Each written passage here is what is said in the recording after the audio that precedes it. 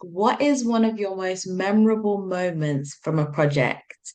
This can be something that has stayed with you personally for any reason, just one memorable moment, if you can pick just one, Oh, I don't think I'm or going a to be able to few. do this, Faith. Um, If you I, can pick just a few. I will play the game in the sense that I will give you kind of one principal one point of principle, but I would like to mention a couple of two or three things, if you Yeah. don't mind. So I mean, there are so many amazing projects that I would love to talk about with amazing partners that I've been lucky enough to work with.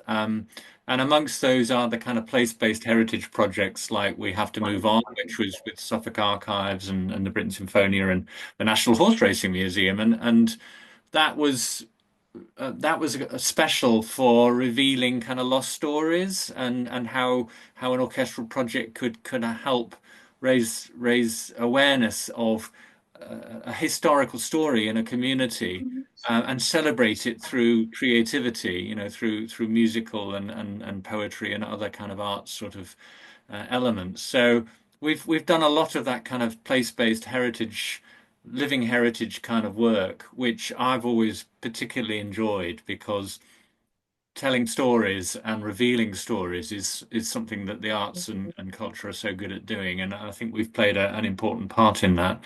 But one of the main projects that I'm most proud of is the work that I was involved in with the Able Orchestra, which was a partnership with Inspire Youth Arts in Nottinghamshire, and they were working with a group of young people using technology to profoundly disabled children to using technology to make music, and through creating a partnership with Orchestras Live, we were able to bring a kind of live orchestral dimension to that, which started with a project in Mansfield and a kind of co-creation project and performance at Mansfield Palace Theatre in 2014. And then we did a range of different projects in different settings and in different kinds of ways, including a BBC 10 Pieces Proms at the Royal Albert Hall, which was an amazing experience for the young people,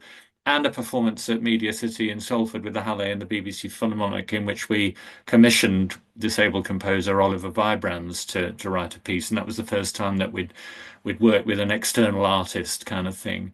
Um, and I think what's special for me, Faith, about all of that is that it kind of gradually went beyond being an inclusive project to being like a band that just created great music, and it was the music that counted, not the fact that it was, disabled young people or anyone else for that matter. It was that it was a collective effort of making great music, and that's what people should be thinking about and focusing on. And it was also the start of the career of people like Jess Fisher, who've gone on to become kind of, really successful artists in their own right. So that has been quite a significant initiative for Orchestras Live over well all the time since then. And a kind of parallel strand to that would be the work that we've done with deaf flautist Ruth Montgomery. She was involved in a disabled music leader program that we developed with the Royal Philharmonic Orchestra in 2014 to try and support disabled music leaders, and help them kind of gain the right skills and experience to be able to work with orchestras, because there were no kind of disabled artists in the kind of project teams that orchestras were using, and that was something that we could do something about.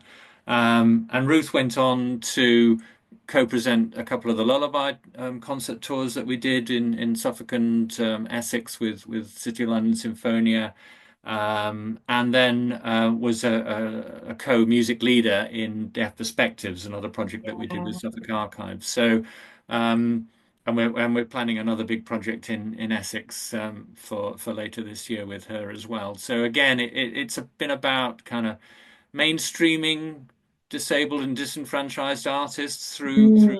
partnerships with Orchestras Live and the orchestras that we work with. And that for me has been really important to kind of broaden the ways in which, disenfranchised people can be part Mm, of what we do in our world, and on a professional basis as well, not just as participants. So, I feel quite a bit of achievement, in my time yeah, on that kind of level, which is quite gratifying, I suppose. yeah. And I can definitely I see the heart of Orchestras Live in some of those memories that you've shared, just the heart of, making orchestral music accessible to even more people and saying you can be involved, you can be involved, you can be involved. Um, and yeah, I think of the projects that I myself have been able to go and see and go and visit, and that's the heart of those projects. I think of when I went to see my first project with Here and Now, Yeah. that was last summer, and that was just so much fun, so inspiring. You see young people, you see old people, and everyone just felt part of something. It felt so collaborative. It felt like this is for us. This is not just for me. This is not just for, you know, a certain type of person, but this is for all of us, and we're all sharing in this experience together and enjoying it together. And you mentioned Able Orchestra as well, which um recently they did the Unlocked, which was so another really fantastic event.